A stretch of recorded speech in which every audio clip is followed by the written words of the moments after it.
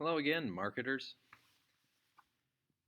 I'm sharing the notes for the next topic with product development, which is the product life cycle. Uh, you can certainly go through the notes on your own, but I wanted to also just provide an option of me going through a few of the slides and different examples, maybe to enhance the understanding. So hopefully it helps. Um, Basically, this next topic, product life cycles, uh, it's innovate or die. Uh, every product has has a stage of life or has a period of life, and then it's gone. Some products like the wooden pencil that's been around since the dawn of time, well, their life is a little bit longer than others. Um, so when you think about different product crazes or fads, you can think about those specific products like Beanie Babies, fidget spinners, whatever it might be. Um, think about those and how long they lasted, and if you fell for some of those product crazes. Um, but basically, the product life cycle goes through four stages of the product, and decisions marketers make within those product life cycles is important. So, starting with the first stage, which is a combination of developing the product itself before getting it out to the consumers into the introduction stage. You can kind of combine both of those. But basically, the introduction is the birth of the product to the consumer. It's new. Um, Sometimes it's a product that isn't brand new but has been revamped. Um, but basically, during this stage of the product, generally there's not going to be a lot of competition. So for marketers, it's just trying to get consumers aware of the product and what features it has. Um, so I got a picture there of McDonald's and different sauces that they were going to put out in grocery stores, like the Big Mac sauce, filet of fish sauce. Mmm, sounds wonderful. Um, but basically, they're testing. Maybe have tested um, consumers and got an idea that hey, people want this product. And so for marketers, it's looking at how can we advertise to the consumer so that they want to buy this product. Um, in some cases, if it's a really high tech product or maybe expensive product, they're going to probably attach those guarantees or warranties that if something breaks, that they will, of course, get you a new product or you won't have to pay to get it fixed.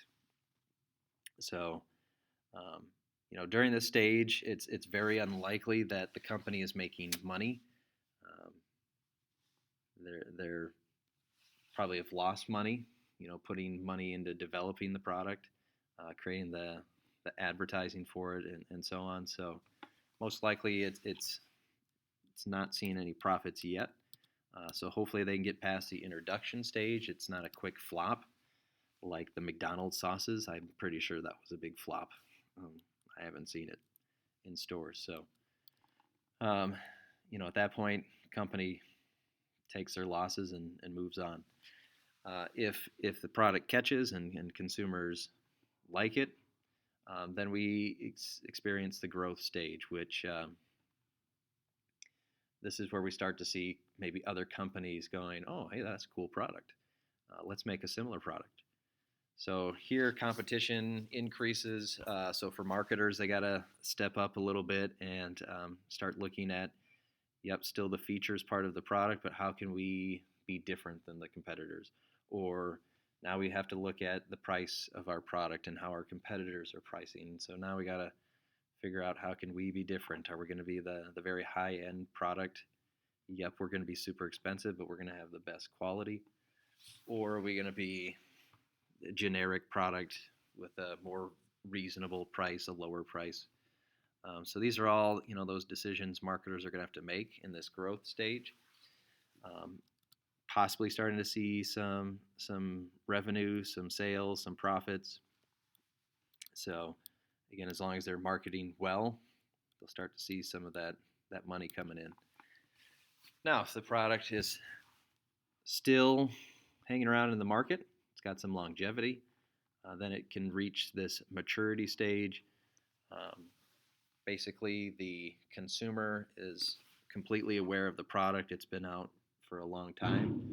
So the marketers, they may still spend some time talking about the features of the product, but they're probably going to more remind you of the brand and the company and how it's been, you know, good quality, or it's shown that their products can outlast the competition. But it's at this point, at the maturity stage, that consumers might start looking at other options, or um, the term saturated, where everyone has a DVD player, everyone now has a smartphone, everyone now has a computer. Um, so now it's looking at, well, do we let this product just slowly die out and run its course, or do we look to revamp the product? So this is what like Apple has done with their iPhones. If you think of the very first iPhone went through that intro period, growth period, matured, and then as it was dying out, instead of just scrapping it and coming up with a brand new product, Apple just created a different version of it, and hence we have Apple X now, or whatever it is. Can't even keep track. So that's the maturity stage. As far as the sales, this is peak sales time. Have done really well, but at the downward slope, we have the decline of the product, or the decline stage. So here, as far as marketers are concerned, depending on where the company wants to go with the product, they might just slowly let it die out. So as far as marketers, they're just slowly reeling back kind of their ad campaigns. Maybe instead of targeting lots of people, they start targeting specific groups or smaller groups of people. Maybe they don't need to spend as much resources on the advertising. Maybe they run an ad like once a year. I think of candy corn. I'm pretty sure they stopped making candy corn in the 1960s because it's just a horrible product, but people still buy it every year for Halloween. And I'm pretty sure it's the same stuff that was made in the 1950s, but whatever. So yeah, at this decline stage, marketers, again, either are just limiting, making things more specific, or altogether getting rid of their ad campaigns and focusing on the next product or the newer product. Candy corn 2.0, maybe. I don't know. So hopefully this gives you maybe a clear understanding of product life cycle. Your assignment that you'll be getting with that. So you will find a product that represents each stage of the product life cycle. So find a product that would be possibly in the introductory stage, find a product in the growth stage, find a product in the maturity stage, and then one in the decline stage. Create a slide for each product and stage.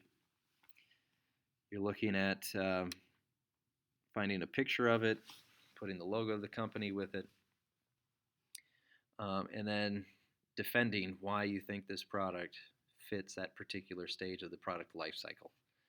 So things to look for, and you might have to do some research. You might have to go to the company's website or other websites. This might take a little time and effort. But look at how long has this product been on the market. If it's not been on the market very long, that's probably a good sign it's either in that intro or growth stage. You can look at yearly sales. Sometimes that information is online. You might get lucky there, but generally you can see that if you Google the product's 2018 revenue, or then look at the 2019 revenue, you could see if sales were going up or going down, and maybe that's a sign where it's at. You could look at how many different products are out there from other companies. If there's not a lot of competition, it's probably in that intro stage. If there's tons of competition, it's probably in that maturity stage. Or if there's already new products out there starting to replace this one, it's probably in that maturity or decline stage. So look for that kind of information to help you within your description of the reasoning and proof. And then a final slide, again, summarizing kind of all these things here. How would the marketing strategy be different between each of those 4 products? So, your example for intro, how is their marketing strategy going to be different than the product you found in the maturity stage? Let me know if you have questions. I'm here to help. Good luck.